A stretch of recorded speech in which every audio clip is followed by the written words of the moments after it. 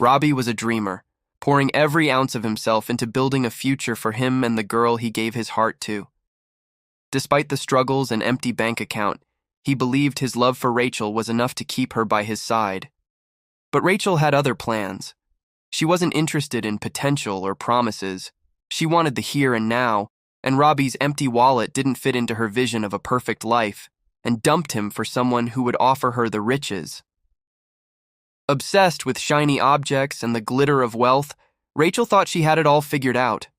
With her eyes on gold, she believed her new life would be a seamless transition into the luxury she had always craved. But what happened next would shake Rachel's world to its core. You will be shocked to see how this story unfolds. The small apartment where Robby and Rachel lived was a reflection of their current circumstances. The wallpaper peeled at the edges, the carpet was worn thin in places, and the furniture looked like it had seen better decades. But Robby didn't notice any of this. His heart was too full of hope. He spread his vision board across the coffee table with excitement, cutting out another glossy picture from a magazine, a photo of a quaint cafe filled with smiling patrons. He placed it carefully on the board next to a picture of a house with a white picket fence and a garden bursting with flowers. "See this?" Robby said, turning to Rachel, who was curled up on the couch scrolling through her phone. "This cafe will be ours. I can see it so clearly, Rach. We'll serve the best coffee in town. People will come here for the vibe, for the warmth. And you'll be right there with me, managing everything. We'll be partners in every way." Rachel glanced up briefly, forcing a smile. "That sounds nice, Robby." He frowned, sensing her lack of enthusiasm. "Come on, Rach. You used to get so excited when we talked about our future.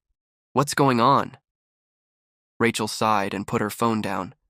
"It's just, we've been talking about the future for years, Robby, and nothing's changed. We're still in this cramped apartment, still scraping by, and you're still talking about dreams instead of reality." Her words stung, but Robby tried to stay optimistic. "Dreams are reality, Rachel. They're just waiting to happen. I just need more time. You believe in me, don't you?" She hesitated. She had believed in him once, but over time, her patience had worn thin. Rachel wanted a life of stability and comfort, not endless promises of someday. Robby reached for her hand, squeezing it gently. "I'm doing this for us, for you. I want to give you the life you deserve. Just trust me a little longer, okay?" Rachel nodded reluctantly, but deep down her doubts were growing. 2 weeks later, Robby announced that he had planned a special evening for them. Rachel's skepticism was evident in her expression, but she agreed, hoping for a pleasant surprise. "Where are we going?" she asked as they walked down to the parking lot. "It's a surprise," Robby said with a grin, leading her to his old, battered car. The vehicle groaned in protest as he turned the key in the ignition, but it eventually sputtered to life. Rachel wrinkled her nose. "This car is a disaster, Robby. Can't you at least get it cleaned?" "It's just a car, Rach," he said, laughing nervously. "The real treat is the destination." But fate seemed to have other plans. Halfway to the restaurant, the car began to shudder violently before coming to a complete stop. Robby groaned and got out to inspect the engine, while Rachel sat in the passenger seat, arms crossed and lips pursed. "This is unbelievable," she muttered. "I can't believe I got dressed up for this." Robby wiped his hands on his jeans and leaned in through the open window. "The car's not going anywhere. But don't worry, the restaurant isn't far. We'll just take the bus." Rachel's eyes widened in disbelief. "The bus? Are you serious, Robby?" "Come on, Rach, it'll be an adventure," he said, trying to lighten the mood. The bus ride was anything but adventurous. The vehicle was overcrowded, and the smell of sweat and diesel fuel hung heavy in the air. Rachel sat stiffly, clutching her purse as if it might catch something from the worn seats. When they finally arrived at the restaurant, Rachel's mood had soured completely. She looked around at the modest establishment with its mismatched furniture and simple decor, her disappointment written all over her face. "This is where you're taking me?" she asked, her voice laced with irritation. "It's not about where we are," Robby said, pulling out her chair. It's about spending time together. Rachel reluctantly sat down, but her annoyance was evident throughout the meal. She complained about the food, the service, and even the other patrons. Robby tried to reassure her, but nothing seemed to help. As they left the restaurant and waited for the bus back home, Rachel turned to him with a sigh. "Robby, I can't live like this forever. Something has to change." Robby nodded, his heart sinking. He resolved to do whatever it took to make her happy. The next morning, Robby woke up early and went to work with a new determination. He picked up extra shifts, worked overtime, and cut back on his own expenses. After weeks of saving, he finally had enough to buy something special for Rachel, a first-copy Gucci bag he knew she'd been eyeing online. He wrapped the bag carefully and placed it on the coffee table, waiting for Rachel to come home. When she walked through the door, he greeted her with a wide grin. "Hey, Rach, I've got a surprise for you." She raised an eyebrow, clearly intrigued. "What is it?" Robby handed her the box, his excitement palpable. "Open it." Rachel tore off the wrapping paper and lifted the bag out of the box. For a moment, she seemed pleased, but then her expression changed. "This isn't real, is it?" she asked, her tone sharp. "Well, no," Robby admitted. "But it's a first copy. It looks just like the original, and I knew how much you wanted one, so—" "A fake Gucci bag?" Rachel interrupted, her voice rising. "Are you kidding me, Robby? You think I'd be caught dead carrying a knockoff?" "It's the thought that counts," he said, his smile faltering. "No, Robby, the thought doesn't count. What counts is that you're not man enough to give me what I want. I'm tired of living like this, tired of you and your empty promises." Her words were like daggers to his heart. He stood there, stunned, as Rachel stormed off to the bedroom, slamming the door behind her. Over the next few weeks, Rachel's behavior became more and more distant. It started subtly, small changes that Robby tried to overlook, hoping they were just phases. But as time passed, it became undeniable. She began staying out late, sometimes not coming home until well past midnight. When she did come home, her mood seemed off. She no longer smiled when she saw him, and the warmth in her eyes, once a familiar comfort, had turned cold. The air between them felt thick with unspoken tension. Robby tried to ignore the signs, focusing instead on his work. He was doing everything he could to improve their future, to prove to Rachel that he was worth waiting for, worth investing in. But with each passing day, he felt like he was losing her. One day, Rachel came home with several shopping bags. Robby looked up from his laptop as she dropped them on the couch. He hadn't seen her so excited in a long time, but his heart sank as he noticed the brand names on the tags: Gucci, Prada, Chanel. Expensive brands that they couldn't afford. "Where did you get these?" Robby asked, trying to keep the unease out of his voice. Rachel shrugged, almost dismissively. "They're gifts," she said nonchalantly. "You don't have to worry about it." She didn't even look at him as she began to unpack the bags, tossing aside one extravagant item after another. Robby's mind raced. Gifts? From who? He had worked hard, but they weren't at the point where they could indulge in luxury like this. He opened his mouth to ask more, but the words died on his tongue. It wasn't like Rachel to hide things from him, at least it never had been before. "Don't worry about it," she repeated, her tone almost patronizing, as if she could sense his unease. "It's not a big deal." But it was a big deal. Something didn't feel right, and Robby could feel the pit in his stomach deepen every time Rachel returned with more things: clothes, jewelry, shoes. She never gave him any answers. When he asked about the gifts again, she simply brushed him off, acting as though his questions were trivial. Then came the night when Robby's heart shattered completely. It was late, and he was about to turn in for bed when he noticed a small piece of paper on the kitchen counter. At first, he thought it was just a note from Rachel, maybe a reminder to pick up groceries or something. But when he picked it up, his hands began to shake as he read the words. "Robby, I can't do this anymore. I've met someone else. Mark. He's everything I need and more. Don't try to find me. It's over." The words blurred in front of his eyes as tears threatened to spill. He stared at the note, the ink smudging as his fingers trembled, his heart pounding in his chest. Mark? Who's Mark? The question echoed in his mind, but it felt like a cruel joke. How long had this been going on? How had he not seen it? He'd tried so hard, given everything he had, but it had never been enough for her. His breath quickened, panic flooding his senses. He spent the rest of the night pacing the apartment, his mind racing with questions he couldn't answer. How could she just leave him like this, with no warning? Was everything he had believed in, everything they had shared, nothing but a lie? The apartment, once their home, now felt suffocating, like a tomb for everything he had lost. He had tried so hard to build a future for them both, working tirelessly to make their dreams a reality. But now, the life they had planned together lay in ruins. Unable to sleep, Robby finally decided he couldn't just sit there. He needed to find her, to speak to her. Maybe, just maybe, there was still a chance to fix this. He wasn't ready to let go, not without a fight. The next day, Robby went to Rachel's workplace. He knew it was a long shot. He didn't even know where she was anymore.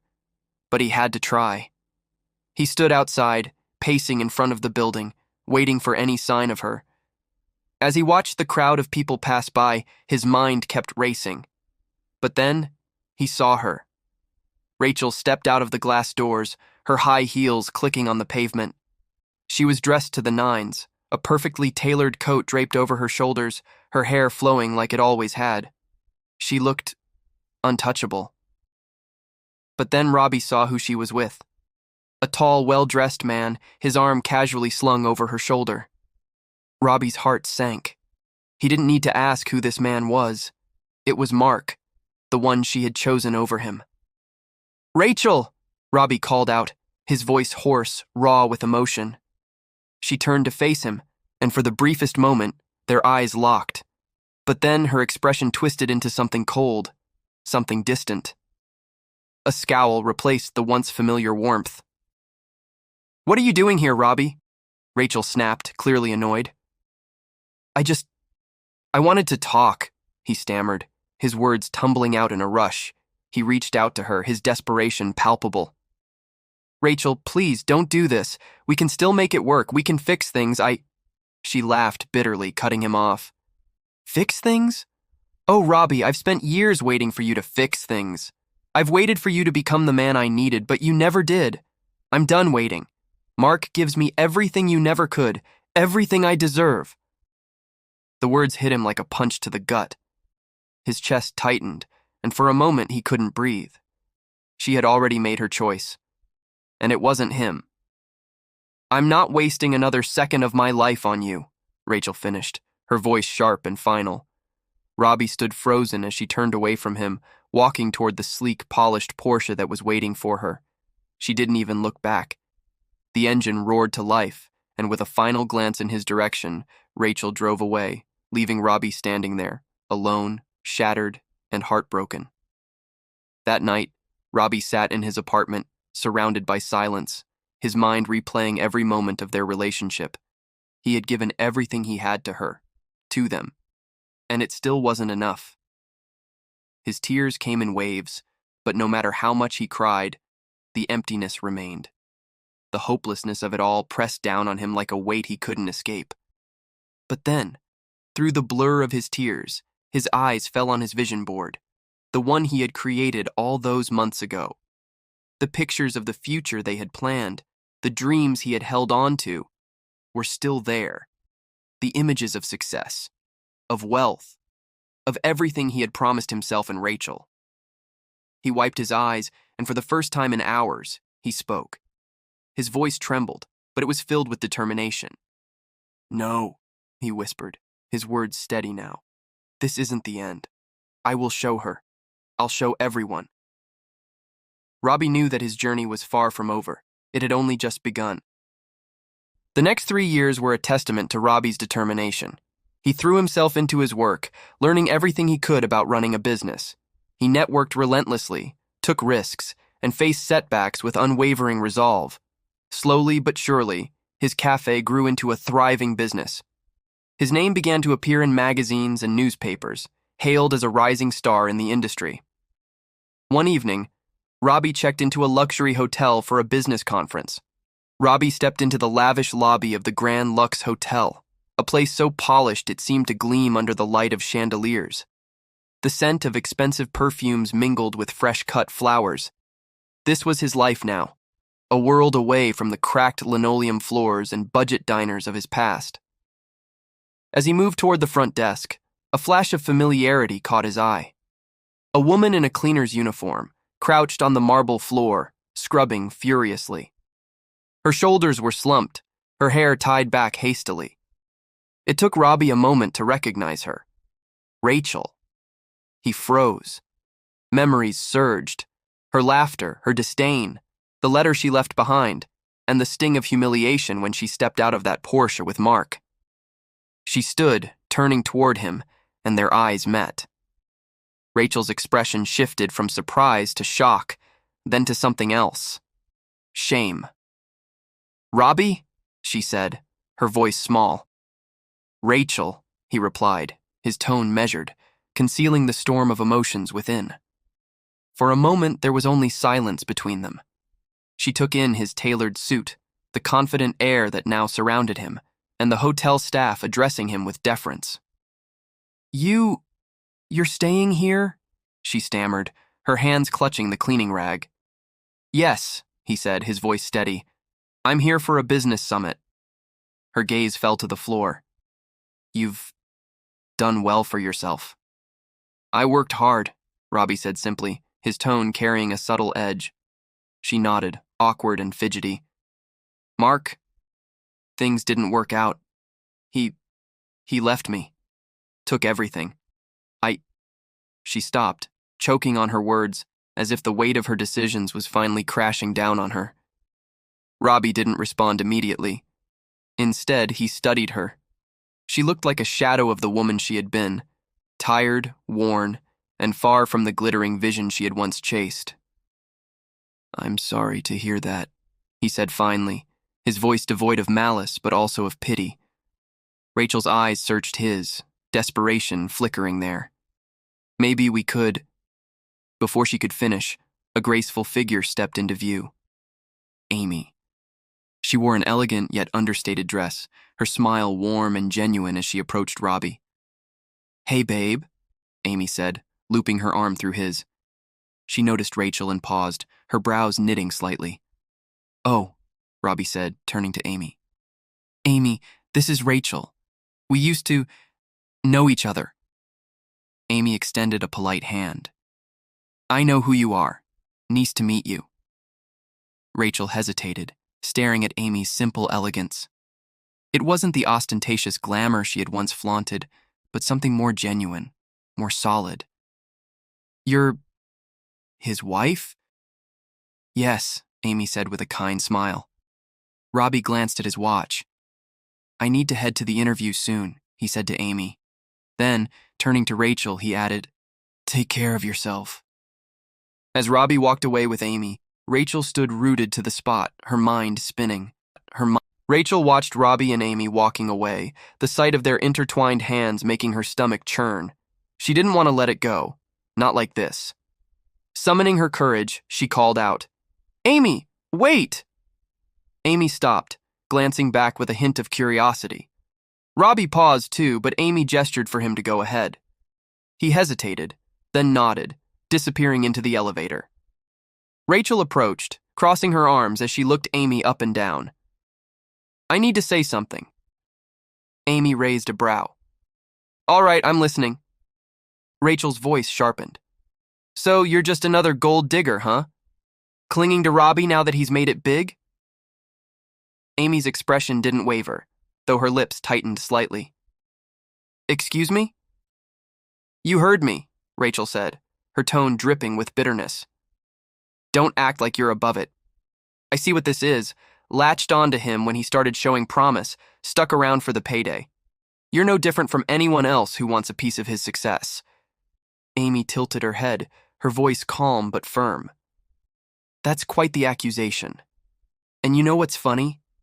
It's coming from the woman who dumped him for someone with a bigger bank account. Is that your definition of irony, or shall I explain it to you? Rachel flinched but quickly recovered. Don't turn this around on me. You can stand there all smug now, but you didn't stick around out of love.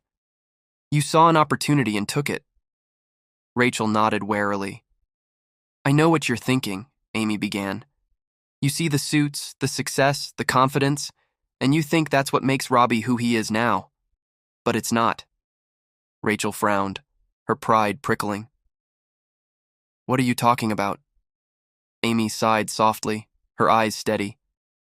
When I met Robby, he wasn't this man. He was broken, struggling to rebuild himself. We met at a grocery store, both of us using coupons to make ends meet. He was buying instant noodles and I was trying to stretch my paycheck to buy ingredients for my little brother's birthday cake. We laughed about it at the checkout line. Rachel's eyebrows furrowed. What does that have to do with anything? Amy's voice grew firmer. It has everything to do with it. What you see now. It wasn't built overnight. It was built on years of hard work, sleepless nights, and sacrifices. And I was there, supporting him, cheering him on, and sometimes just holding him while he doubted himself. That's what love is, Rachel. Not the shiny things, but the grit and the grind. Rachel scoffed. So, what? You're saying you stayed with him out of the kindness of your heart? Give me a break. Amy took a step closer, her voice steady. I stayed because I believed in him when no one else did. Not even you, the woman who claimed to love him. I stayed when he doubted himself, when he failed repeatedly, and when we had no idea where our next meal was coming from. I worked extra hours to help keep the lights on so he could focus on building his dream. That's not gold digging, Rachel. That's partnership. You wouldn't know anything about that because all you ever cared about was what he could give you. Rachel's face hardened. Are you saying I didn't love him? Amy tilted her head slightly. I'm saying you didn't love him enough to stay. Rachel faltered, her confidence wavering under Amy's words. Maybe I just knew what I deserved.